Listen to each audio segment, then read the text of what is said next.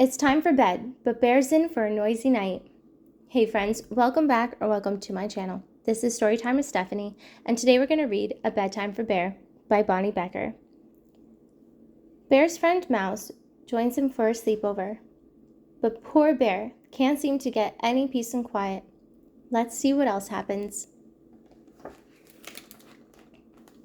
Everything had to be just so for Bear's bedtime. His glass of water had to sit on the exact right spot on his bedstand. His favorite pillow must be nicely fluffed. His nightcap needed to be snug. Most of all, it had to be quiet. Very, very quiet. One evening, Bear heard a tapping on his front door. When he opened the door, there stood Mouse, small and gray and bright-eyed. He clasped a tiny suitcase in his paw. "I am here to spend the night," explained Mouse with a happy wiggle of his whiskers. "Surely we agreed on next Tuesday," protested Bear. "No," said Mouse. "You most definitely said tonight." "Oh," said Bear. Bear had never had an overnight guest before. Guests could quite possibly mess things up and make noise, and Bear needed quiet, absolute quiet at bedtime. Even so, Bear and Mouse enjoyed an evening of checkers and warm cocoa, and soon it was time for bed. "Remember, I must have absolute quiet," reminded Bear. "Oh, indeed," said Mouse. Bear set out his glass of water, adjusted his nightcap, fluffed his favorite pillow, and climbed into bed. It was very, very quiet. He closed his eyes. Bristle, bristle, bristle. Bear heard a noise. It was Mouse brushing his teeth. "Ahem!" Bear cleared his throat in a reminding sort of way. "Most sorry," said Mouse. Bear closed his eyes again. Pum, pum, Mouse hummed while he put on his nightshirt. Pum. "Absolute quiet," muttered Bear most patiently. "Deepest apologies," said Mouse. Creak, squeak, rattle went Mouse's bed as he hopped in.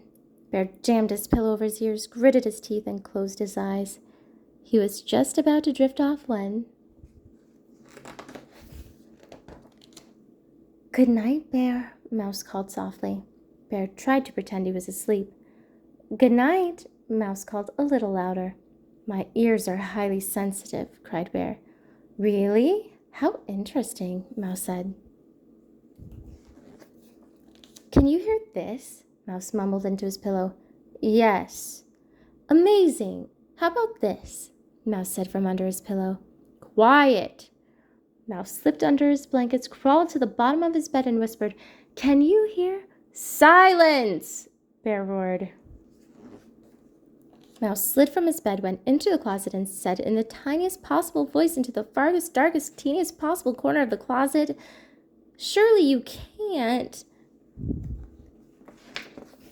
"Will this torment never cease?" wailed Bear. "Sorry, Bear.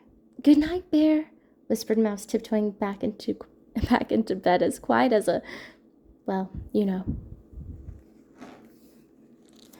Bear fluffed his favorite pillow, adjusted his nightcap, and waited.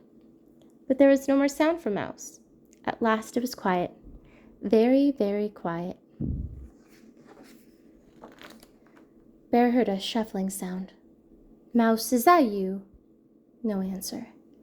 Bear heard a crick, crick, crick on the floorboards. "I know it's you." No answer. "You can't fool me," Bear growled, but he didn't sound very certain. Bear heard a low moaning noise. "Mouse?" Silence. Bear was sure something rustled on the floor. "Mouse!" he cried. "Wake up!" Mouse stumbled out of bed, small and gray and sleepy-eyed. "What is it?" But Bear couldn't see any rustly, moany sort of thing in his room. His room looked quite like it always looked. "Nothing," lied Bear, still clutching his blanket to his chin. "I must have been talking in my sleep," Bear chuckled. but it was rather quavery.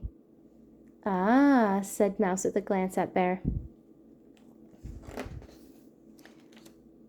Could I peek under your bed? Asked Mouse. Sometimes I like to check for things, you know. Well, if you insist, said Bear. Nothing, said Mouse from under the bed. You'll want to check behind the curtains, I suppose, Bear said. All clear, declared Mouse a moment later. You'd better check the closet, offered Bear. Then you won't be the least bit nervous. Mouse came out of the closet, dusting his paws. Not a thing. Thank you, Bear. Good night. Wait, said Bear. You'll want a bedtime story, I expect, said Bear. For your nerves. For my nerves, said Mouse. Oh, indeed, I'm quite shaken.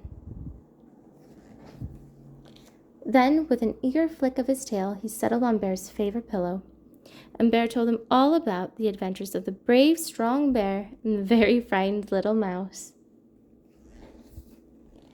Soon Bear began to yawn. Mouse yawned too. Good night, Bear, said Mouse. Good night, Mouse, Bear mumbled. The bear began to snore, loudly, but Mouse just smiled. And soon Mouse and Bear were fast asleep. Shh. When you have a true friend, they are there for you no matter what. You can feel frustrated with them at times, and that's okay. Being loyal and trustworthy always shines through no matter how tough a situation can be. Well, friends, thank you so much for watching. Remember to like, subscribe, and I'll see you guys next time. Bye!